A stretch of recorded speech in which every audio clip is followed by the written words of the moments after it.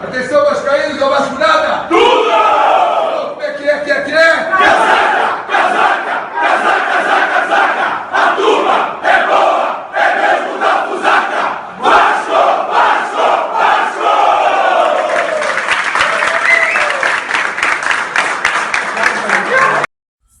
Olá, seja mais uma vez muito bem-vindo aqui ao canal do Vasco Lanterna.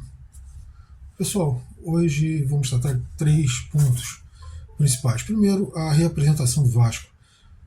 Foi feita apenas um nome novo, que foi justamente João Vitor, mas nós já temos mais um zagueiro que deve se apresentar nos próximos dias, que é o Rojas.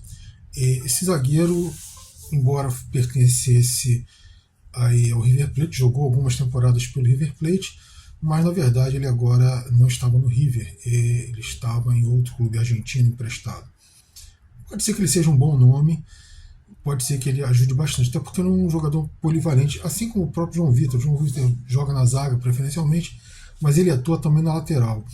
E o Rojas é a mesma coisa, ele joga na zaga, mas ele atua também na lateral e pode fazer um volante. Quem sabe dá opções ao técnico aí de escalação, dependendo de como cada um deles se desempenha em cada posição. Claro, além disso, nós temos a permanência de alguns nomes que já eram dados como certo, como saído, como por exemplo Orelhano. Então assim, eu sempre digo, vamos esperar as notícias. Pode ser que ele ainda saia, pode ser que ele fique, pode ser que ele vire titular. Temos que esperar para ver o que vai realmente acontecer, como vai se desenrolar essas coisas todas. Outra coisa aqui, importante, que eu acho interessante falar agora, que foi o jogo da Copinha. Pessoal, eu vou ser sincero com vocês, eu não acompanho muito as divisões de base do Vasco. Às vezes eu vejo alguns jogos quando tem mais tempo, mas ultimamente tem tido muito pouco tempo para isso.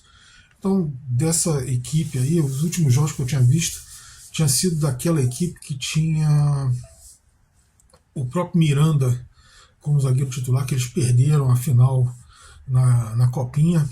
Depois disso eu vi um ou outro jogo assim, isolado, né? E voltei a ver agora. Esse ano eu não tinha visto nenhum ainda. Ou melhor, em 2022 eu não vi nenhum. Acho que em 2023 eu não vi nenhum. 2024 eu assisti esse. Eu vou ser sincero com vocês, eu não gostei do que vi. Quem acompanha mais diz que foi um jogo completamente atípico. Mas vamos ser bastante sinceros. O Vasco empatou um jogo que era para ter partido para cima, não exatamente com a bola apenas, mas era para ter feito uma marcação alta, subido a marcação, ido lá para cima do time do Macapá. Era para ter apertado isso aí e feito o placar, talvez já no primeiro tempo. O Vasco fez um gol, ou melhor, o Vasco ganhou um gol, porque foi um frangaço do goleiro. Eu fico com pena do rapaz. Uma bola na mão dele, completamente dominada, não tinha ninguém do Vasco ali nem incomodando, nem um zagueiro incomodando, ele sozinho. A bola passou no meio das mãos dele, bateu na cara e foi parar dentro do gol. Assim, deu pena. E depois disso o Vasco simplesmente não fez nada. As melhores oportunidades durante toda a partida foram do time adversário, inclusive obrigando o goleiro vascaíno a fazer pelo menos umas 2 boas defesas.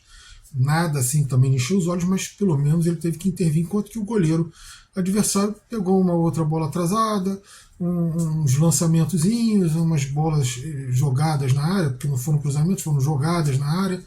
Ou seja, o Vasco não incomodou o adversário durante todo o jogo. O empate acabou sendo, eu diria até que injusto, porque quem deveria vencer era o adversário, que tentou mais o gol durante todo o jogo. E nós estamos falando de um adversário que já no início do segundo tempo, ali com 10, 15 minutos do segundo tempo, os jogadores estavam caindo com cãibras. Eles estavam tendo cãibras. Várias atletas deles tendo cãibras, tendo que, às vezes, nas 2 pernas. Então, assim, nós estamos falando de preparação física completamente desigual, com o investimento dos times completamente desiguais, e que você esperava uma presença melhor do Vasco. Claro que isso não desabona nenhum trabalho melhor que o técnico tenha feito, muito menos que o próprio elenco sub-20 tenha feito.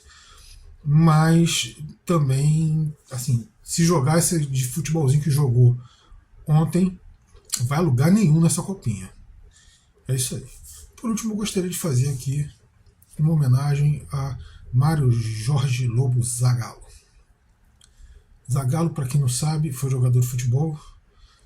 Ele foi para a seleção brasileira, primeiro ponta esquerda, e foi quem começou com essa história de ponta voltar para fechar meio campo, ponta voltar para marcar. Foi o primeiro, ele inaugurou isso no futebol. E foi, segundo relatos dos estudiosos do futebol, ele, não foi pedido de técnico nem nada, ele começou a fazer isso.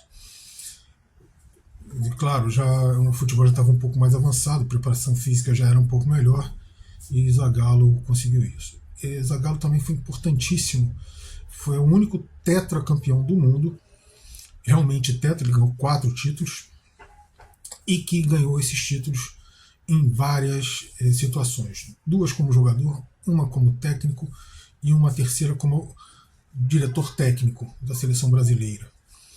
E passou no Vasco da Gama, 2 vezes como técnico, como seu treinador.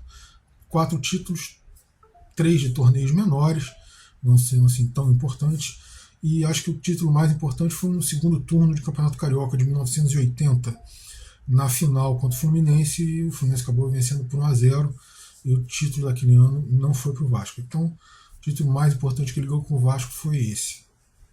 Na volta dele, já em 90, eu lembro até por que ele voltou. Ele estava de comentarista da televisão, e a impressão que dava é que o técnico que estava à beira do campo escutava o comentário do Zagallo, fazia o que ele dizia e o Vasco melhorava no segundo tempo. Então, assim, substituições, tudo, ele cantava a bola e o técnico fazia igual e o Vasco acabava melhorando. Se acontecia realmente isso de ele escutar ou não, de alguém falar para ele, eu não sei, mas o fato é que o técnico que estava à beira do campo acabou saindo, sendo demitido, e o Zagallo foi convidado a assumir o Vasco. Também não foi grande passagem, até porque, por incrível que pareça, em 90 o time do Vasco não era lá tão bom. Depois foi reforçado, melhorou bastante, ganhou títulos e tal. Mas aquele time especificamente que o Zagallo treinou não era lá essas coisas todas, e a passagem dele não foi tão grande coisa.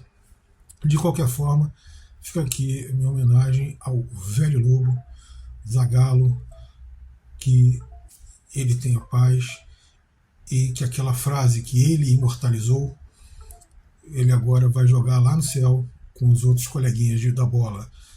Eles vão ter que engolir o velho Lobo. Isso aí, pessoal. Valeu. Até a próxima. Até o próximo vídeo.